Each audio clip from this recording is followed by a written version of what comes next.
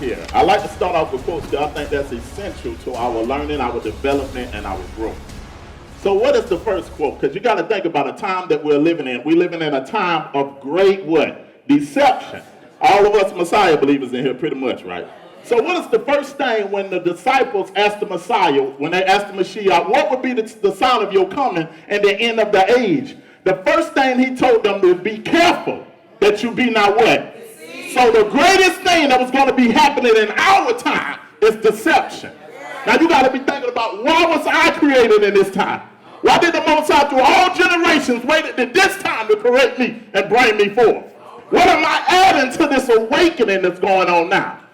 There's no much time out for just coming and sitting down. What do I supposed to be doing in this time of great deception? Bringing my people to the truth. Now what I say, since when a lie is all that is known, the truth is what? Inconceivable. Now this is what you're going to be dealing with. When you have loved ones, when you have brothers, when you have sisters, or you want to tell them the truth, but all they knew all their life is the lie. So I had to realize that I wasn't in the truth. I had to be humble and realize I wasn't in the truth. Because we always waiting on what? A deception to come. But don't realize there's been a deception here from 2,000 and some years ago all the way up until today. So you got to be humble enough and realize that I'm forever going towards the truth. I'm evolving in truth. That's why the scripture says, examine yourself to see if you in the faith or not. When a lie is all that is known, the truth is inconceivable. A truth initial commotion is directly proportional to how deeply the lie is believed. When a well-packaged web of lies have been sold gradually to the masses over generations, the truth would seem utterly preposterous and its speakers, raving lunatics. Because of the lie that has been gradually placed in people. You come against that strong tower, you're going to sound like a lunatic. Oh, you went over there with that crazy stuff. Y'all talking about black this, black that. Y'all ain't about the Bible. Y'all ain't about Christ no more. You done got sold off into some deception. You sound like a lunatic now.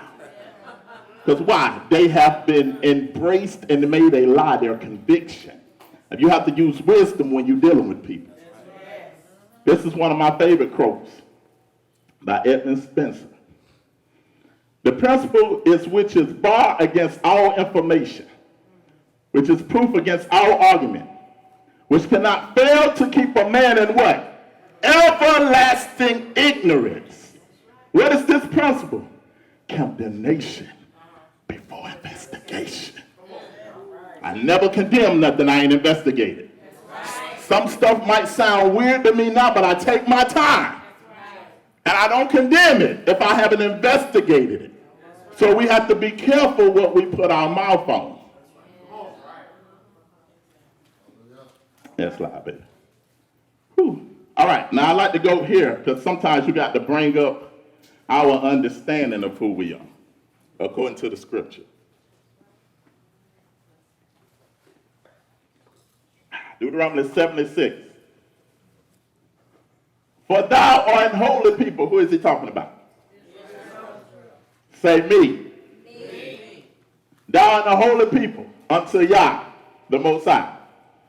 Yah, thy God, has chosen thee, or thy Elohim, have chosen thee to be a what? Say it like you mean it. Unto who? Woo, wait a minute. You mean to tell me he chose a people to be special unto himself? But whoa, wait a minute. What it say? Wait a minute. That's God talking. That's y'all talking. About who? On the face of the, what does that mean? Why do he think he needed to put that in the scripture? Because it was going to be a people that was cast down and beat down throughout their generations, told they'll never be nothing. Always told they weren't special. They never did nothing, they would never be anything in life. But y'all said, no, I'm going to put this in my scripture to let my people know you're special. above all people. Unto me. I don't care what nobody else say. Unto me. You special. And I got you above everybody. Because I want your confidence up when I get ready to use you. Don't doubt yourself. Know you special. Above all people.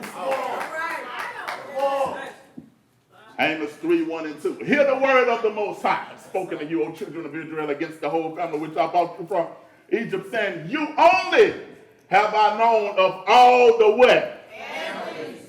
Why would he say that? Let's go to Psalms 147 and see why he would say that. Watch what it says.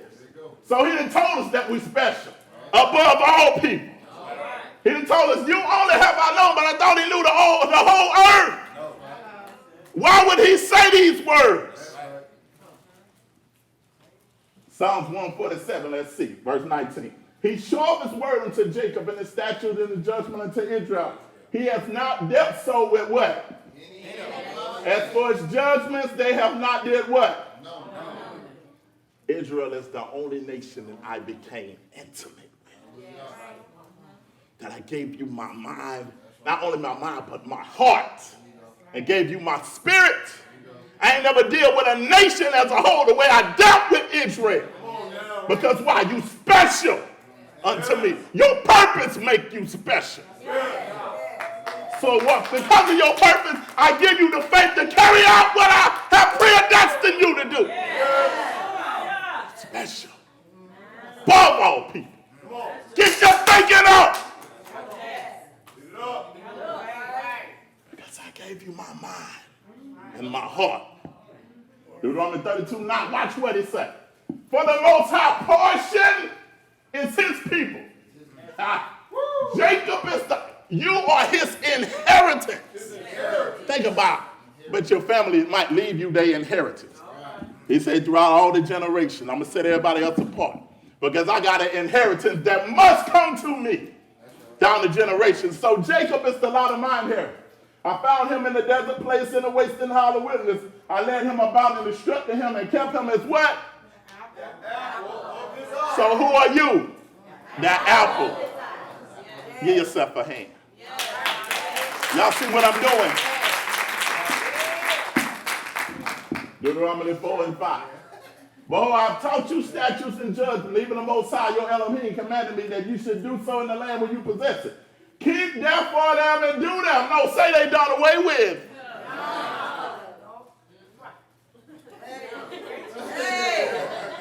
He said, watch this. Keep therefore doing it, for this is your what? And what else? Your understanding. Not just for yourself, but in the sight of who? The nations. How can I do away with my wisdom and my understanding?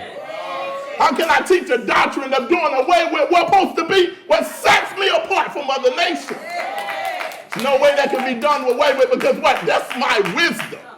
So when people see me, they see the wisdom of the Most High. Now, I know that's something to get excited about, but watch this. I had to really sit back and look at this guy. I said, I'm a Hebrew. Israelite. Y'all excited at first? You don't know why? We Hebrews in here. I said, wait a minute. That's a high calling. Ooh, you can't operate like everybody else. You can't get mad and do what you want like everybody else. You can't hang around everybody. Why? Because you're chosen. So if I'm chosen, I got to live out perfection of the law, because that's my wisdom and my understanding. So when people see me as a man, they see the wisdom of Yah, of how men's supposed to operate, how women's supposed to operate.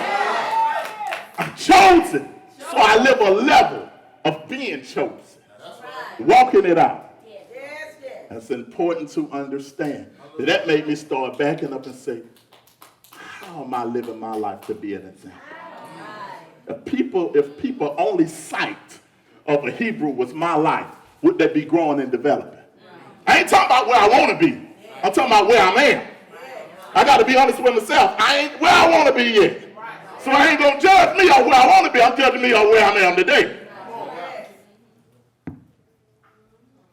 Watch this. Which you shall hear of all these statutes and say, surely this is a great nation and a wise and understanding people. For what nation is so great, who has a Elohim, so not to them is Yahuwah, our Elohim, and all things that we call upon him for. And what nation is there so great that has statutes and judgments so righteous of all this law, which I set before you this day? When people see your life, do they see this law being walked out? Do they want to be drawn to the Most High because of your lifestyle? That go way beyond talking I'm just a Hebrew. No, no, no, no. It ain't just, amen, hallelujah, I'm a Hebrew. No, no, no, no, no, no. We got to walk this thing. You got to redirect all them things we have done wrong in the past and begin to start correcting it. Because now, I ain't got to wait tomorrow. I can start today with the mindset. Let's keep going.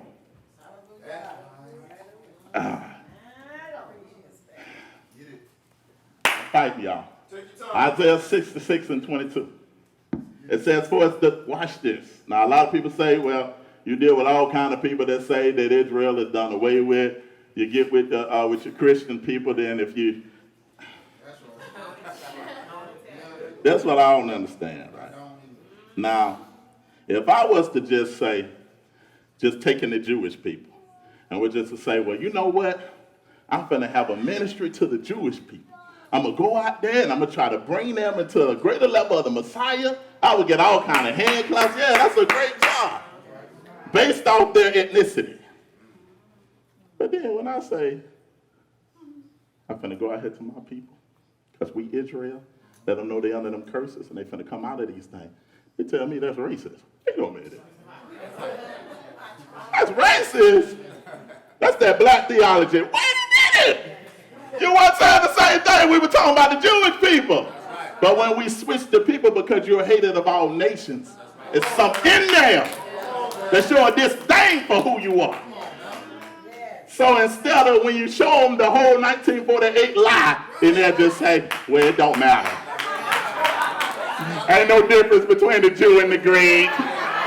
He came to his own received him not. They come out with this crazy stuff. Then when you shut that up, well, I'm just going to stay where I'm at. Isaiah 66 and 22. For as the new heavens and the new earth which shall remain before me, said Yah, so shall your seed and your name. I don't care what happened throughout the generations. I don't care how many mixtures or whatever happened. Your seed and your name shall remain before me. So you're going to always be important to me. Ain't no other end time message but this message right here about the regathering of true Israel. Jeremiah 31 and 35, watch. Thus says Yah, which giveth the sun for a light by day and the ordinance of the moon of the stars for a light by night, which divided the sea and the ways thereof. Yah, the host is his name. If these ordinances shall depart before me, said Yah, then shall the seed of Israel also shall cease from being a nation before me forever. So he's saying, if you can measure the galaxy, how many of us can measure the galaxy? So we ain't got no technology that can measure that. You read verse 37, it talks about the foundations of the earth and the sea. Can we measure down all the way down into the deepest parts of the sea? Let me say that. There will never be any technology that'll be able to measure down there. Because he said if you can measure the galaxy and you can measure the sea, then Israel will not be a name before me anymore. This is why they'll never come up with technology for that, because the sea, the stars, the universe is a witness to who you are.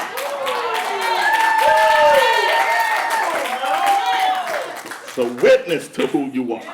Testifying of who you are. Shouldn't be walking around talking about you a mere black man, you a nigger. You way greater than that. Go to the next side. All right, so let's look at this now. How much done heard of the Willie Lynch letter? So I ain't got to spend too much time on that. Everybody in here. Okay, we're gonna do a little bit and go on about a bit. So let's see what was lost. And this is what I'm trying to do, and what we're trying to do every time we're teaching, every time we're going somewhere. We want you to change your perception of who you are. Change your perception of why you exist. That will then change your sense of significance in the earth. Every time you come, you should be trying to listen to change your perception of who you are, why you exist, and your sense of significance on the earth. So what was lost? The perception of who we are. Who are you? Now let's get past just the Israel stuff. Who are you, or who have you become? Because you're an estimate of the different traumatic experiences you done had, hurts you done had, and decisions you done made from them hurts so you won't have that happen again. Come on, brother. So who have you become that's going to be working against your awakening? It's some things that you have became because of what you've been through in this nation that's going to change and hurt your awakening process. So you got to be okay with yourself to say, I got problems. Brother Toccoa, Malachi got some issues. I ain't all the way there. You hear me? I got some areas I got to grow in. Yes, sir. Sometimes we put ourselves on such a pedestal and don't realize how far a drop that is because we ain't being honest. Because I got knowledge and understanding don't mean I got everything inwardly right with me. So then we lost the perception of why we exist. What does that mean? What was the creator motivation for creating you? What was his purpose? What was on his mind? Everything that a creator creates has a purpose. He never creates nothing and don't give it purpose. Anybody that ever created something always give it a purpose before they create it. Take this pole right here. Mic stand. The creator of the mic stand, there was always a problem first. Some people ain't like walking around with this right here. Choir stand, just wanted to do like this round something. So do it like that right there. That's all they wanted to do. So what? That was a problem first. So what did he do? The creator thought, how can I solve that problem? So he had the problem and he developed a solution for the problem at hand. And then he created all the little knickknacks on here for this thing to fulfill its purpose. Think about your life. The creator of all creation, what was his motivation for creating you? Why did he wait till the end time? Now! It don't matter how you got here. If you got here by an illicit relationship, that don't matter. That don't mean nothing. The purpose is because Most High, he never makes mistakes. So if you hear, you have a divine purpose, and you have a divine wisdom in your purpose. And when you don't try to be nobody else but you, can't nobody beat you at being you. I don't care how good somebody else is. I stay in my lane and my purpose. Because I was made to be who? Me. If I don't be me, then I'm fixing some problem that wasn't created for me, and I'm getting tired and woe out because I was never created to fall to fix that. Sometimes you wonder, man, why these people got all these patience? Why they dealing with this? Why they dealing with that? Don't you worry about it. You weren't created for that. I'll never tell a man what he should and shouldn't do. That's him, her. Let me keep going. I'm spending too much time. That would change our sense of significance in the earth. Okay, you did good, baby. I guess you said, Daddy, you need to go on forward now. All right. The great, when you get a chance, check the sister out. But she said a powerful statement in one of her videos and her teachings.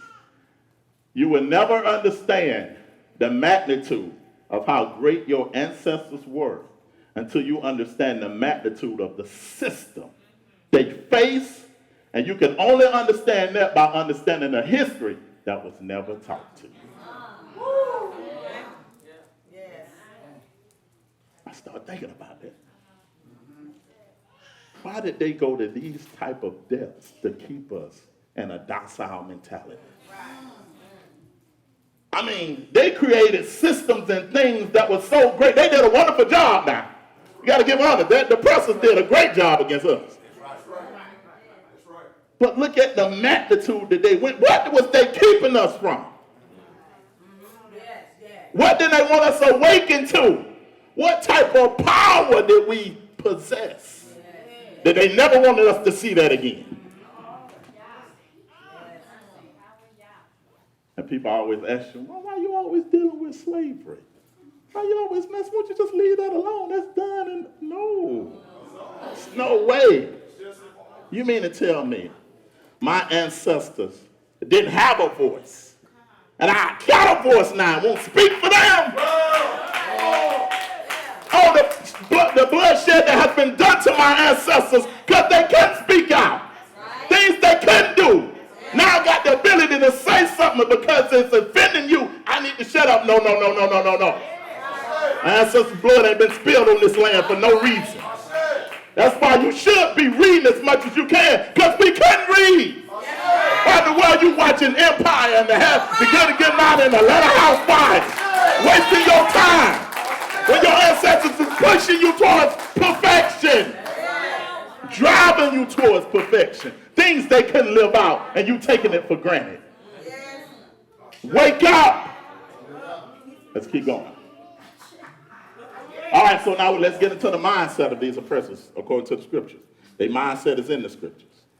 You can understand your enemy when you understand his mind and what he's doing. Right? This is their total objective.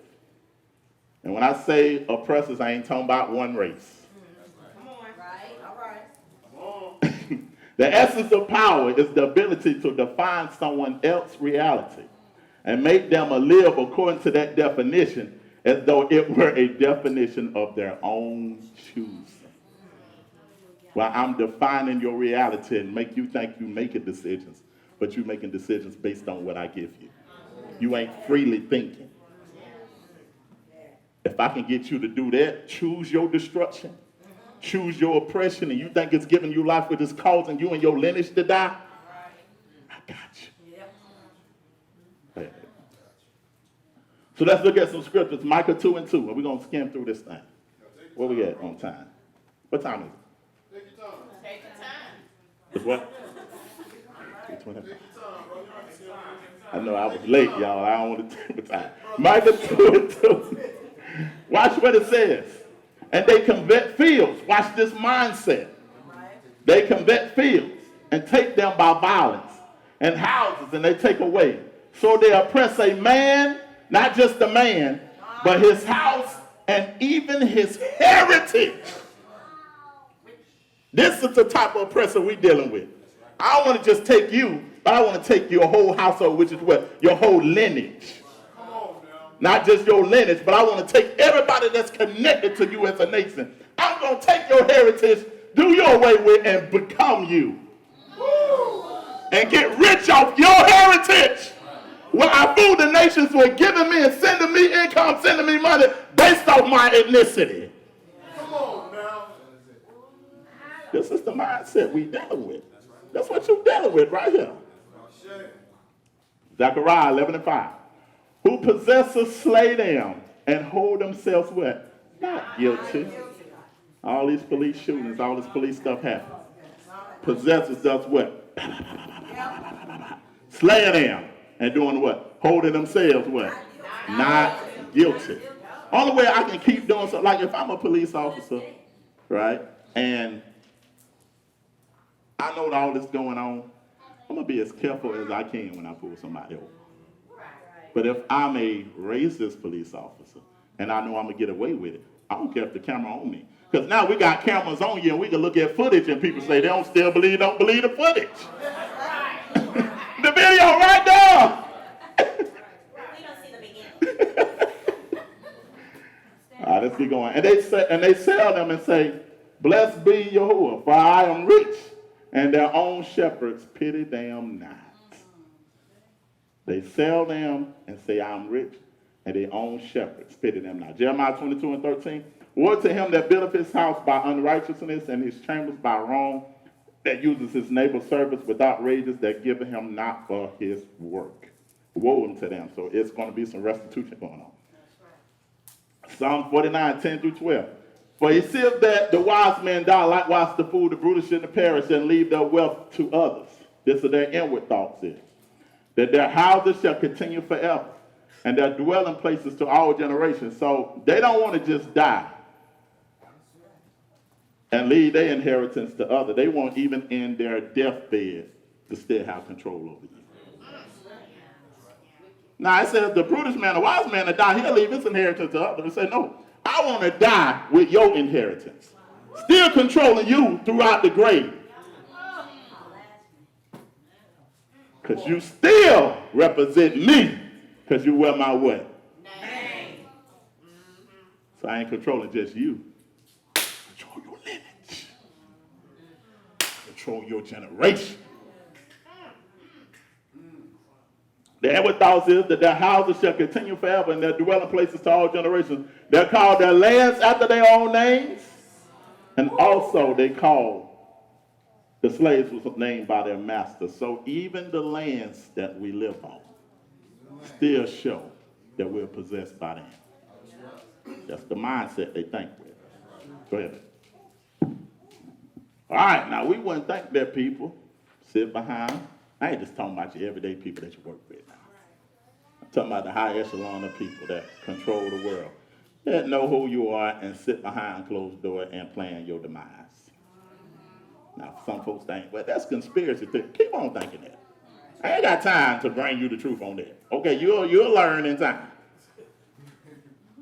Psalms 83, 2-8. For lo, thy enemies make a tumult, and they that hate thee have lifted up their head. They have taken crafty counsel against thy people and did what? Consulted against thy hidden ones.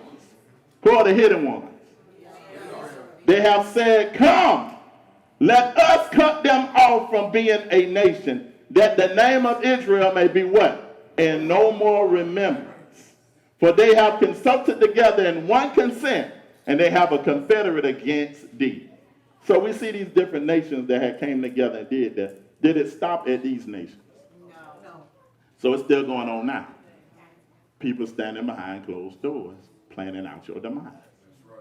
And even giving the people that's supposed to be you money to sell you out. This is how you're going to get a record deal. This is how you're going to be a movie star. This is how you're going to do this. You got to demise your people. Go to the next one. Then we giving these people money. Going and see these stupid, retarded movies that make us look retarded.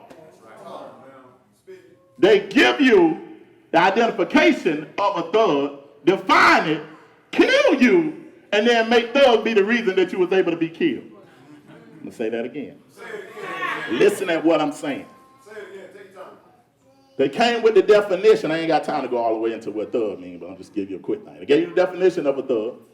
Gave it to a person that can sell you out, gangster rap, thug, nigga, thug. This Straight Outta Compton was the biggest mess that ever tore us up. You can go in there and glorify if you want to. Ice Cube and Eazy-E, when they weren't doing nothing but causing your demise. How you gonna glorify them and they teaching you to hate your brother, to kill your brother, to call your women hoes and thoughts? Ain't no righteousness in that. We the only people that speak evil against ourselves and pay for it. I'm going to pay to call you a hoe. I'm going to pay to call you a nigga. I'm going to pay to call you a thug. When you demeaning your nature. And we wonder why our children live this stuff out and become this. Because we ain't standing as a gap in the home as men and saying, no, we're not bringing that, not right there, right there. Because as the priest of my home, I got to be careful with what I allow in it. I don't care if all my friends loved it. Now, you talking one that used to be in clubs, used to fight in clubs, used to bounce around to that music, had my clip, my set, I was throwing up. Did all that. Was ready to fight you in a minute. I ain't had no weakness in me now. Now, only weakness I had, you bought them guns, I was down about my dick. Pop. I like my life. I didn't mean all that I was saying in that club. I'm sorry. Let's go to the next. So we're going to skim over this stuff. We're talking about the mindset of our oppressors. Let's read this. Let's Make a Slave. The study of scientific process of man breaking and slave making. It describes the rationale and result of the Anglo-Saxon ideas or methods of ensuring a master-slave relationship. The original development of a social being called a Negro. Let us make a slave. What do we need? First of all, it was the interest in business of slaveholders to do what? Study human nature, and the slave nature particularly, with that view of practical results. Second, we will use the same basic principles that we use in breaking a horse and combine it with more sustainable factors. So they studied human nature, and they study you. Basically, how can I make them make a fool of themselves and enjoy causing their own demise? Up into our day now. Next part, our experts warn us about this possibility of this phenomenon occurring. For they say that the mind has a strong drive to do what? Correct and recorrect itself over the period of time if it can touch some substantial, original, historical. Now watch this. It took you all your life trying to get right. Then you came into who you are, then you just thought, I'm going to line up. Because what, you had a historical base to start redirecting your mind. And there was no more religion in it now. It became my culture and who I am. This is my spirituality. So now it's easier for me to give up these things because I've been given what I've been missing out for all my life. No identity. That gave me no purpose. But now when I got there, now I can align up with the scriptures. And they advised us that the best way to deal with this phenomenon is to shave off the brute's mental history and to create a multiplicity of phenomena of illusions so that each illusion will twirl itself into its own orbit, something similar to floating balls in a vacuum. Go to the next one. So let's talk about the Willie Lynch letter. Like I said, everybody done heard of this. We're going to skim through it. The Making of a Slave, which is a Willie Lynch letter, the Making of a Slave. Now, I ain't got time. I don't deal with people talking about if this man was real or not. It don't matter. The system real. Okay, so I don't care. I ain't finna get caught up with you talking about this man ain't never lived. The system here. Everything that's in here is already happening. That's a dumb argument to get what you want. The Making of a Slave. The speech was delivered by Willie Lynch on the bank of James Rivers in the colony of Virginia in 1712. Lynch was a British slave owner in the West Indies. He was invited to the colony of Virginia in 1712 to teach his message of slave owners. Go to the next slide. So watch this. Let's see what he implemented. I have a foolproof method of controlling your black slaves. And he was so set on this. He said, I guarantee that every one of you, that if you instill this correctly, it will control your slaves for how long? 300 years. My method is simple. Any member of your family or your overseer can use it. I have outlined a number of differences among the slaves and take these differences and make them bigger. Watch this. I use what? Fear, distrust, envy. What is known among us? Fear each other, we distrust each other, and we envious of each other. The same thing that he implemented is the same thing that's been carried out throughout our generation. That's why you have to be careful. When you're working with people, you got to make sure that your motives is honest. Because all this stuff going to hit you. If somebody else look like they have more shine, there's going to be something in you to try to get envious of them. They put up a video, you don't want to look at it. Wow. You see what I'm saying? That little thing start working in us, and we got to know what this is when it's happening. So we want to allow this to continually work. Fear, we're afraid of each other's success because we're in a system that's dependent upon the oppressor, and the oppressor decides who moves up. So now I got to be fearful of your success. Because your success can mean what? My family demise, because it's me against you, because we're the only two black people in these corporations. Distrust and envy. Let's keep going. Come on. Take this simple list of differences and think about it. There are intelligence, size, sex, size of plantations. We still do that now. Size of houses. Oh, you live over there on the nigger side. We ain't over there no more. Y'all can't come over here because y'all going to bring all that mentality over here. So because I got a big nice car that I can't afford to pay for, but I want to look like I got something.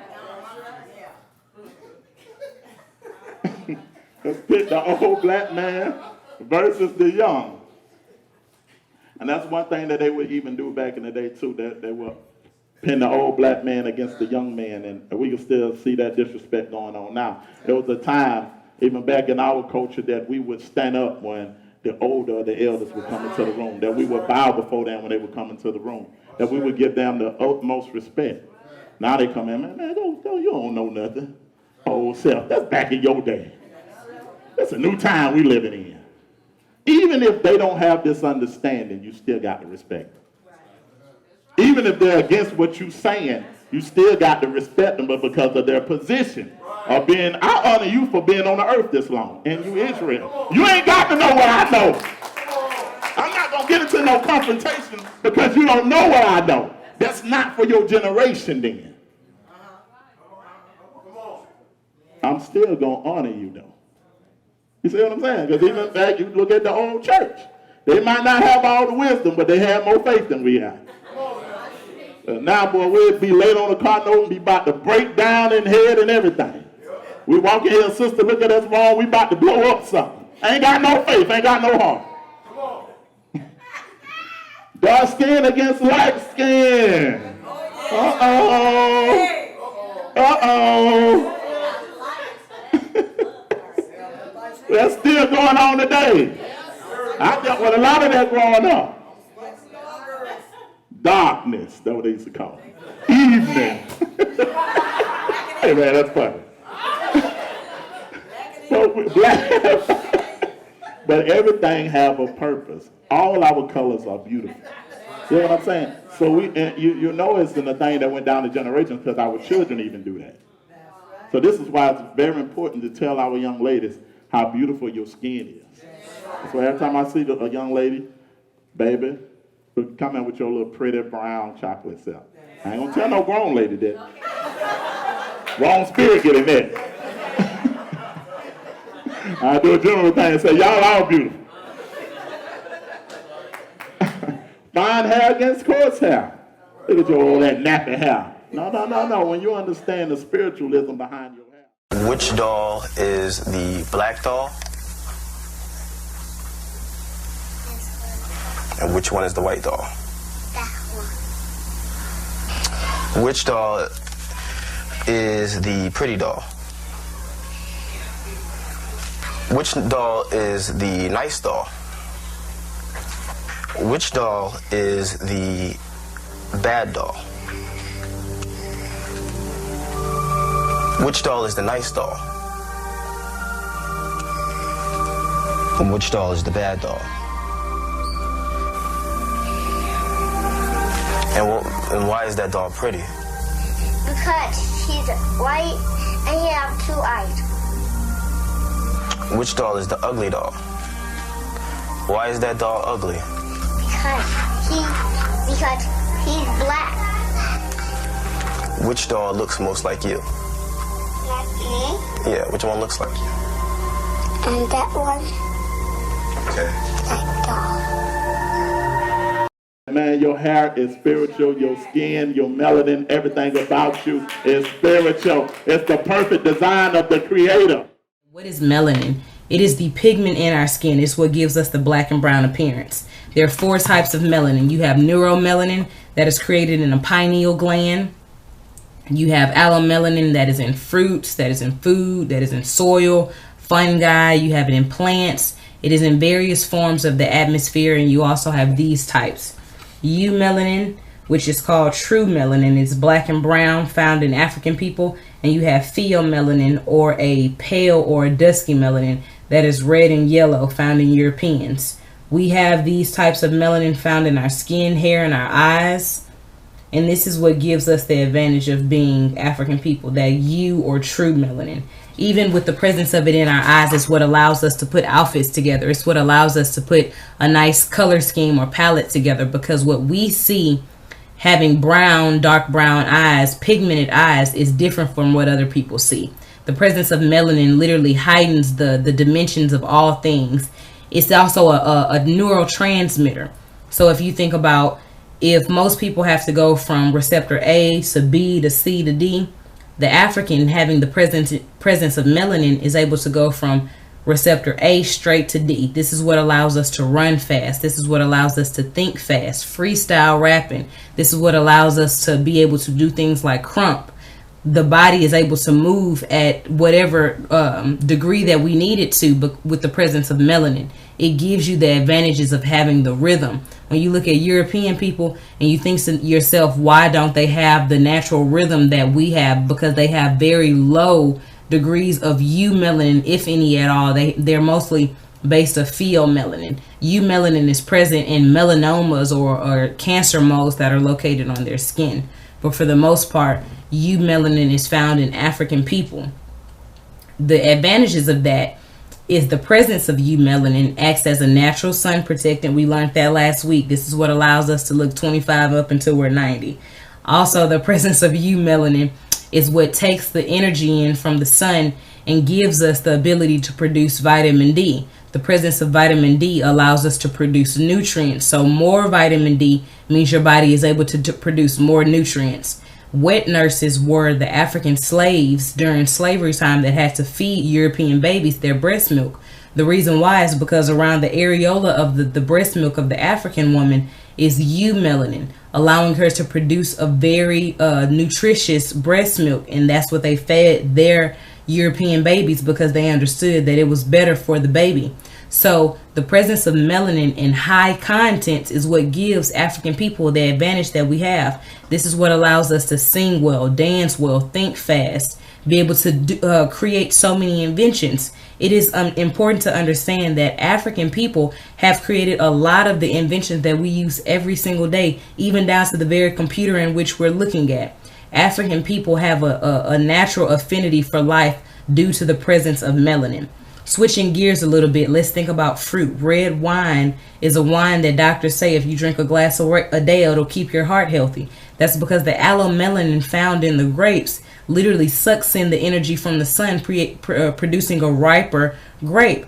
The blacker the berry, the sweeter the juice is literal because the blacker means the more sun is going to take in, the riper it's going to get, the healthier, the sweeter.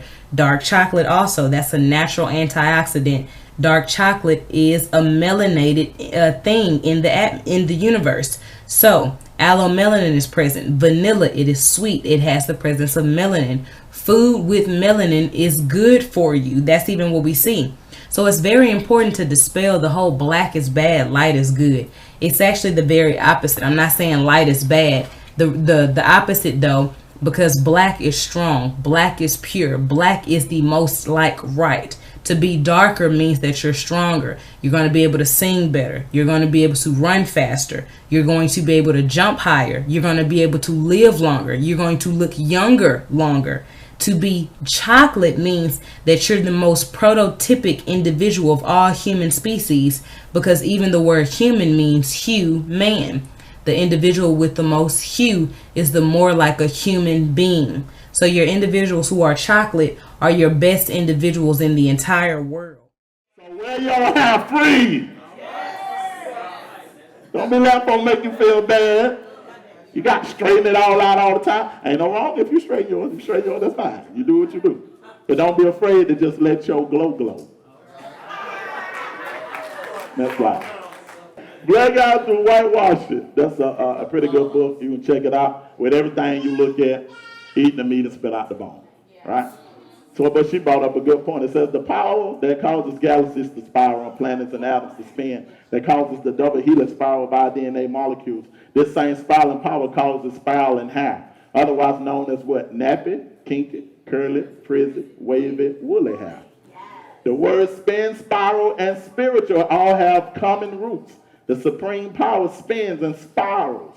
It is spiritual. It moves or spirals the universe. The planet spiral.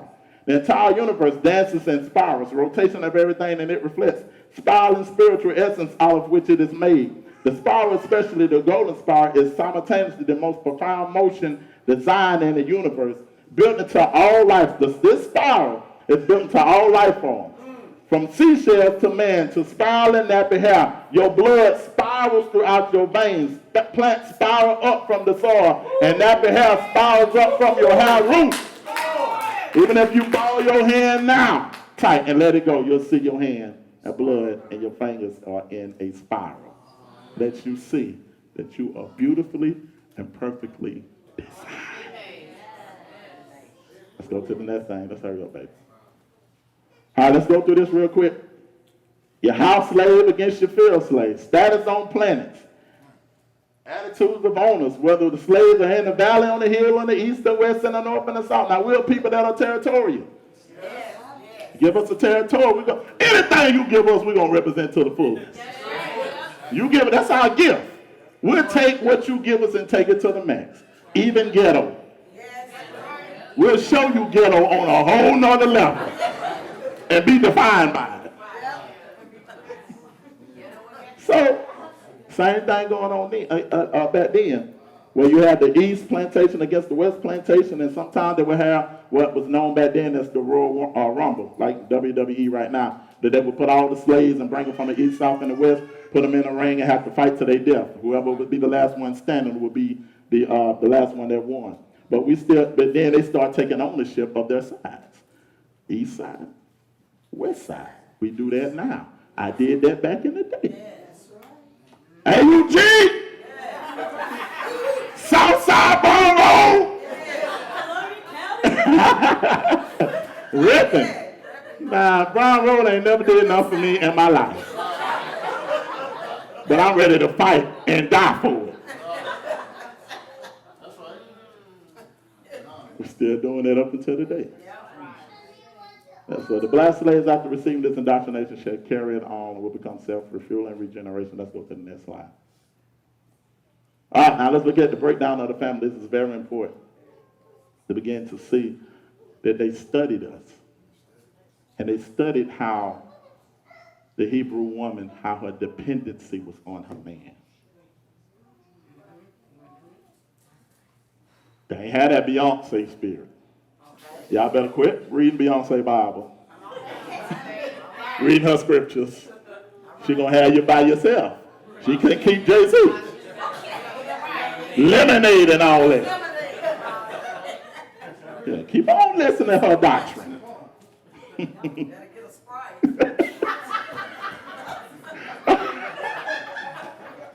All right, let's keep going. Let's take the meanest. Watch what it says.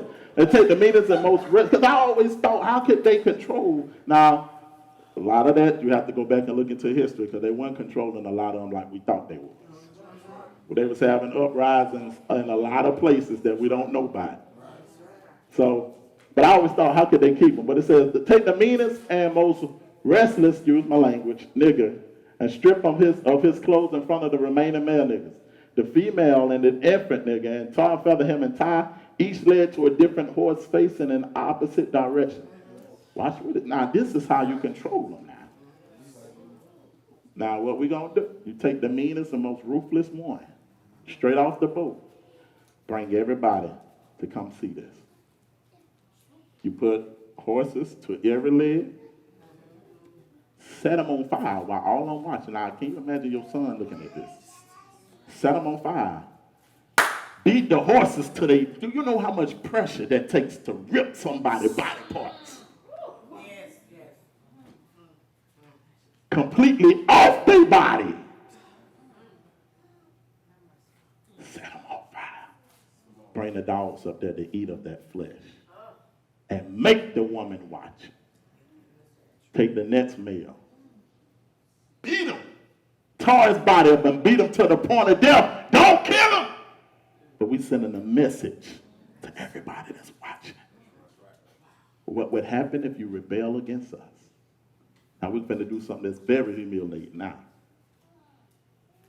Take 4 forks, tie the leg up, tie the hands up, and legs stretch them out. Me as an oppressor, open up his behind and rape him in front of his wife, his children, and everybody. Called buck breaking. Not only that, or I get this other slave to rape him. Causing animosity against the families. Because if I know your daddy and I know this daddy over here rape my daddy, it's going to cause what? Friction among us. I'm not going to be able to understand that as a son. Yes. But you want me to be quiet about my ancestors.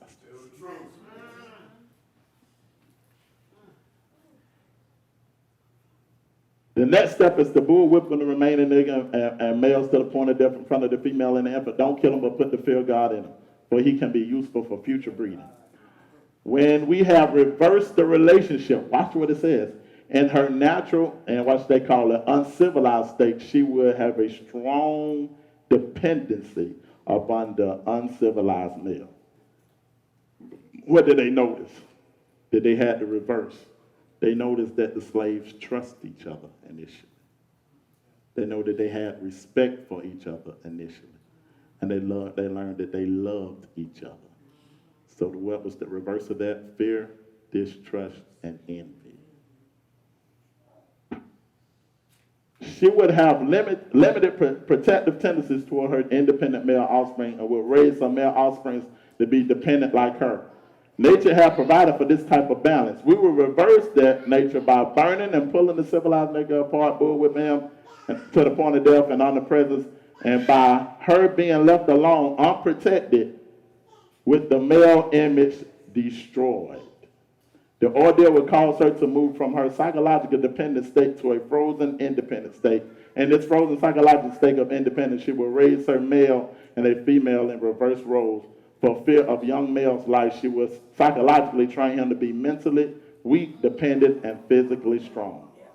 Because she had become psychologically independent, she would train her female offspring to be psychologically independent. And what do you got here? You got the nigger woman in front and the nigger man behind and scared, only giving his body, but not his mind. Well, who is the master of today? The master of today is the government. What does the government require of the woman? I want to destroy the image of the man. So it used to be a time where the woman had to be wise on who she chose. I got to choose a man that can hold down a job, that's showing me a man that got a desire to take care of my family and got what? Vision for my family. But if you take care of the government, take care of all my needs. Now, I'm not knocking anybody that's on welfare. You do what you got to do until you can do better. All I'm saying, we don't want to stay on that. But that's going to destroy you and your lineage in the end when you be dependent upon something that can be ripped from under you. So what does it do? I don't have to choose the right type of man now. I don't have to be found by the right type of man because what? Master is taking care of all of my needs, my housing, my clothing, my food, everything. So now I can pick any lazy, sorry man to come in and just have babies with. And the master going to take care of the baby. And what's this tradition that's going to be passed down? That the daughter get on the same thing and have 7 children by 3 or 4 different men because all she needs is a physical need met.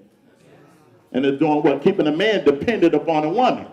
Because now if I'm raised learning that mama can take care of all my needs, I ain't got to worry about getting no job, being no man, providing for no family. That's why all I got to do is get with a woman that got what? Money. Let's go. Give me about 10 more minutes, I'll be done. Now let's look at the curse, Deuteronomy 28, 47 through 48. This is one thing that will happen to us, that we would be dependent upon the nations for everything. But thou serve the Elohim thou without joyfulness and gladness apart for the abundance of all things. Therefore thou shalt serve thy enemies, where the Most High shall send it against you, shall serve them in hunger and thirst and nakedness and want of all things. This is what we are doing now. Going to our oppressors for everything. We don't make clothes that look like Ralph Lauren. And you got a brother or sister over here that's making nice garments, but you don't want to patronize them. You want to go wear some clothes or the manufacturer hates you and said, I don't want niggas putting my clothes on. But you still put it on because what? That gives you status among your peers. Because what? You don't have a culture to identify that give you self-worth, so you make your self-worth of what the people give you. Why would I pay $300 for a purse that just got some name on it? I can do that because I ain't got a culture that gives me self-worth. So I need people to give me self-worth, so I buy this just for people to say, what you got that purse, girl? Yeah. But you can't pay your bills. And you want to build a nation. Let's keep going. We already know that. Let's keep going. All right, so let's talk about the dollar. Dollar circulates 17 days in a white community. The Jewish community about 20 days. And the Asian community about, now this is what I can't stand. What was the lady that became the millionaire on black hair products during slavery time on up? Madam who? Did she leave her inheritance to Asian people? No. They're monopolizing her inheritance. And we patronizing them. And they can't stand you. You get in their stores. Well, you buy? You buy? You need help? You need help? In the black community, what? 6 hours. That's it. Let's keep going. I'm going to do this. Come on. Messiah teaching on unity. Okay. So we see this happening. We're going to jump back on economic in a minute. But let's see what's the most important thing to do. And this is what he brought was so important. Now, when I first looked at this verse, I was like, man, she out tripping. I ain't finna do, I ain't no thug, but I ain't about this type of life.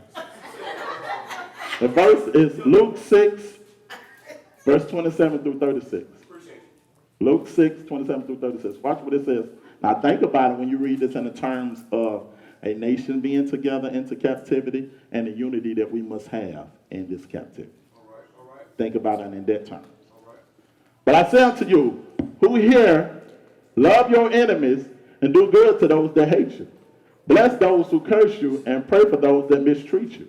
Whoever so shall hit you on one cheek, offer him the other also.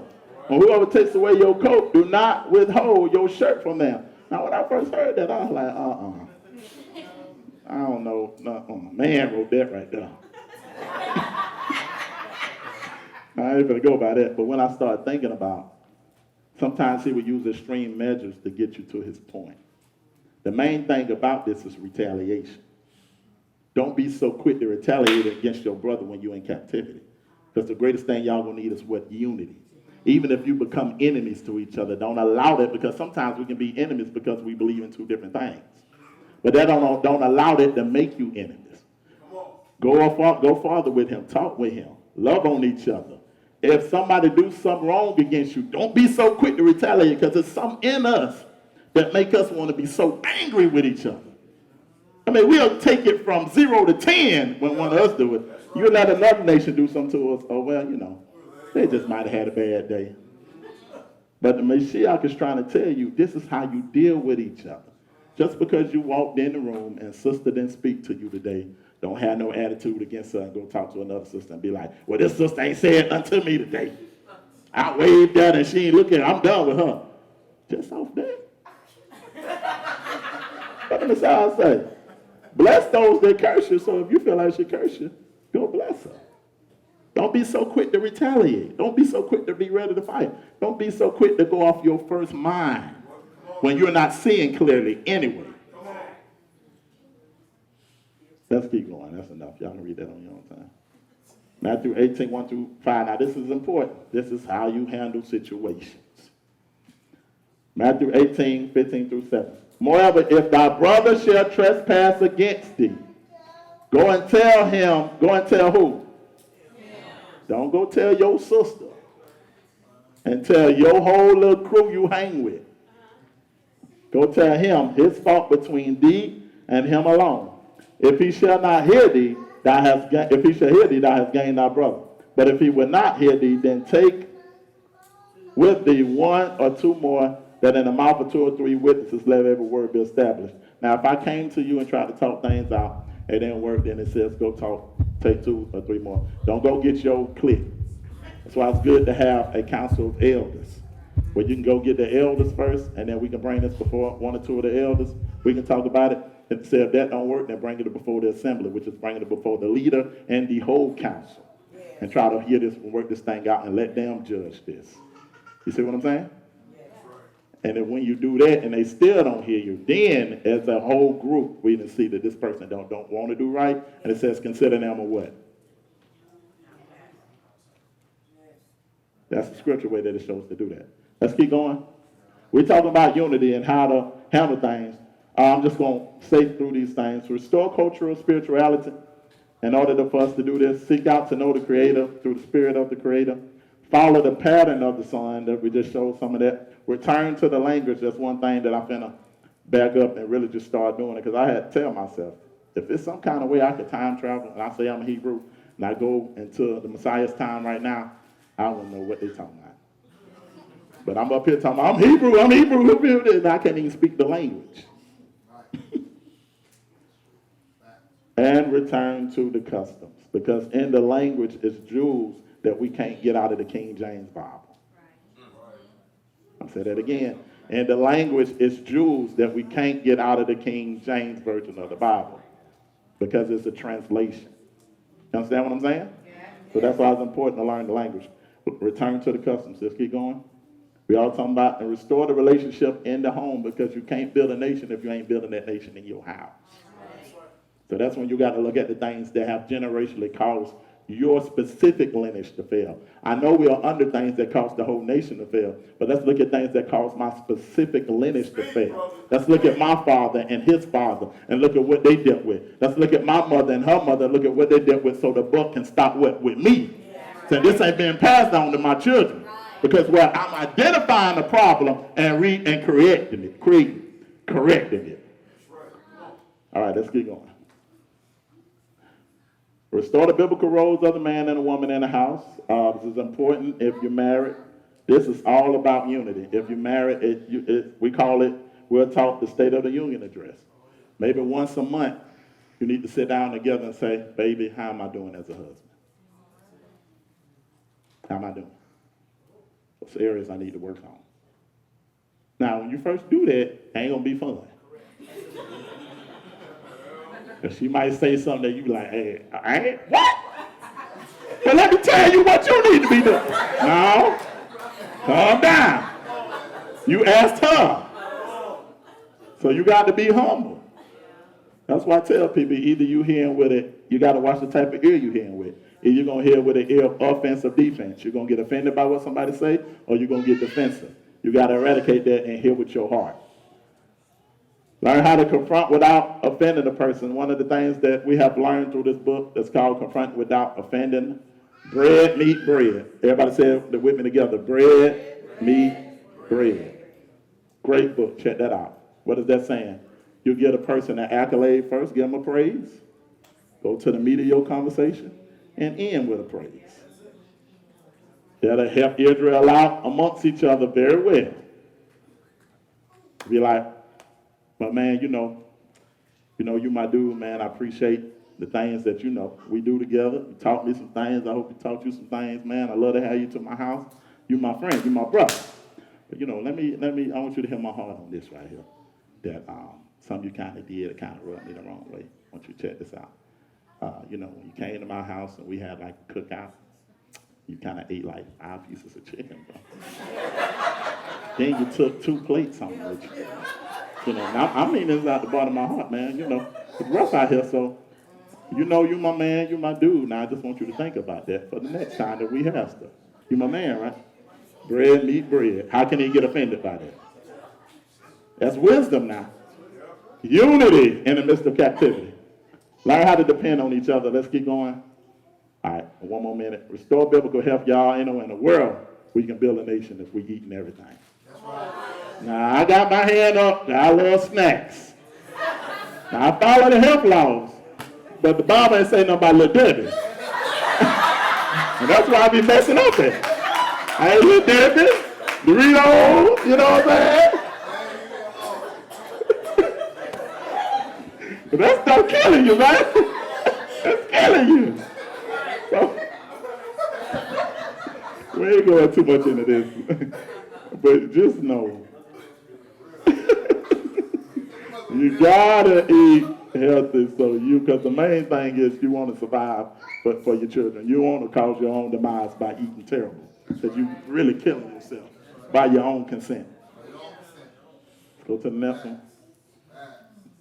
Restore economic legacy, wealth, create, I love this, create black privilege. Always talking about white privilege. Okay, let's create what? Black privilege.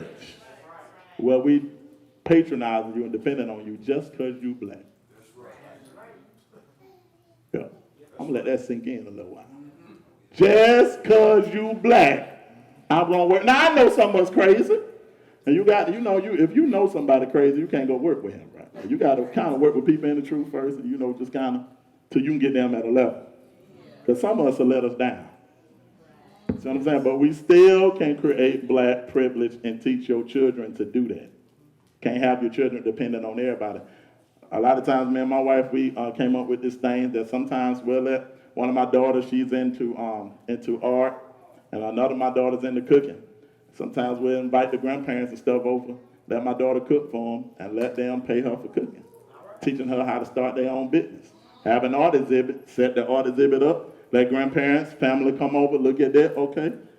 That's going to be $5, get that to her, so they can learn now what? Working for somebody else. You don't want to work like daddy. Daddy trying to get off this thing. So I got to put in you entrepreneurship. I can't teach it and don't start it in the home. All right, let's go to the next thing. Economic legacy, please, before you buy up everything, think about money you're taking away from your lineage. One of the main ways that we can create wealth instantly, I ain't saying you got to die, but life insurance. $100-some thousand plan, $300-some thousand plan. When I die, my children gonna be set. They at least got $100,000 split 3 ways, 4 ways, however it is. That's without me doing anything well. I can at least do that. Let's go. Last thing. Okay. Good topic.